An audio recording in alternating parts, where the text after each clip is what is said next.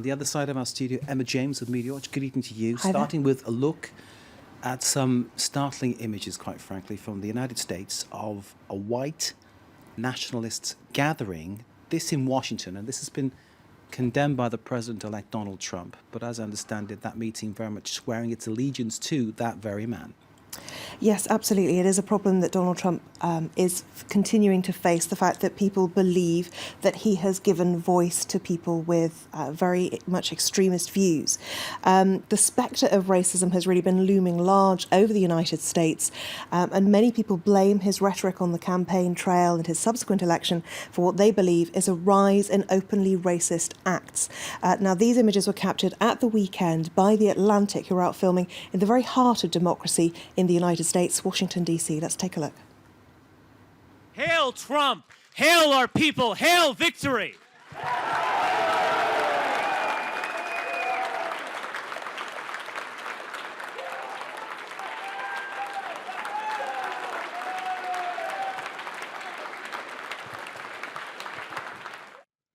Well, that was a meeting of around 200 people there. The speaker, a gentleman called Richard B. Spencer. He's the man that's popularised the use of the phrase alt-right. Others call him a white supremacist or a neo-Nazi. At this meeting, he questioned if Jews were people. And previously, he's called for peaceful ethnic cleansing. Tell me that he's questioned whether Jews were people. Yes. The video is an excerpt from a forthcoming documentary by The Atlantic. It's going to be out in December sometime and will be well worth taking a look at. In response to these images, the United States Holocaust Memorial Museum were moved to issue a press release.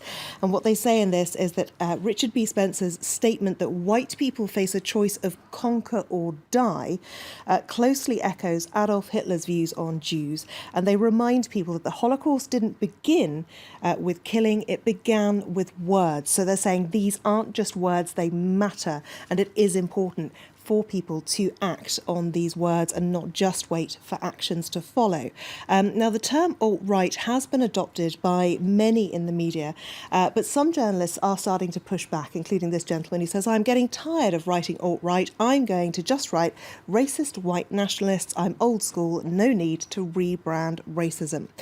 Jezebel, the magazine as well, is talking about this on its website, urging people to stop calling them the alt-right.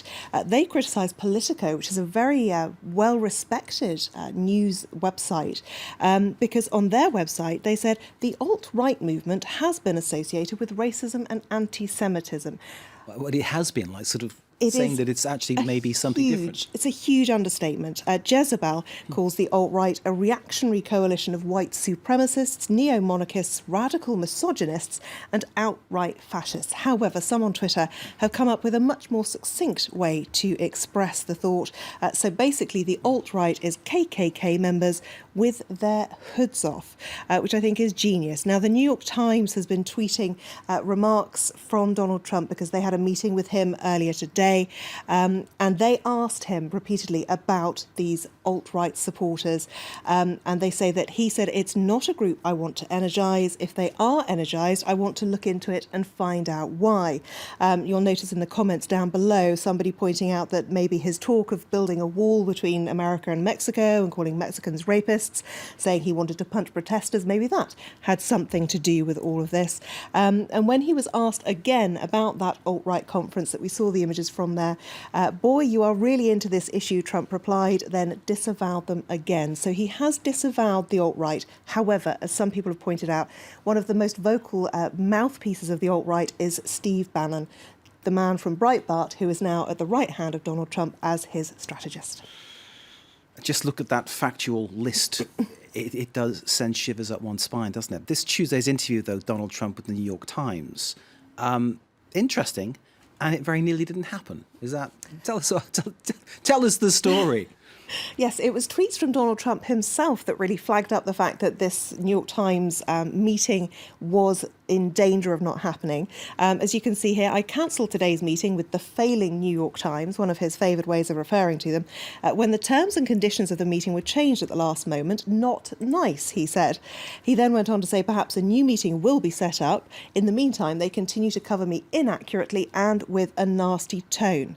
So while we're on the subject of inaccuracies, the New York Times hit back with this, saying, "We did not change the ground rules at all and made no attempt to. All that happened was that they were asked to make it an off-the-record meeting rather than an on-the-record one, and they said, no, that is not going to happen."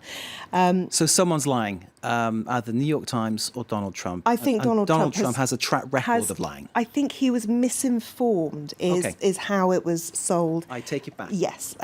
Somebody somewhere made an error. Anyway, the meeting went ahead and lots of revelations came out, a few U-turns, climate change accord may not be in danger after all. He's not going to pursue a prosecution of Hillary Clinton.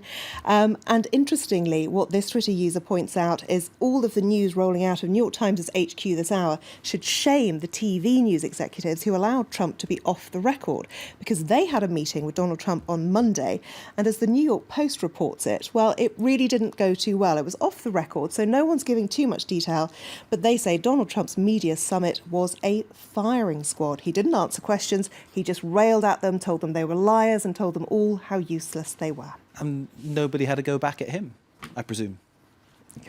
We don't know It's the either said, details. "You're fired." Emma, thank you very much indeed. You're definitely not fired.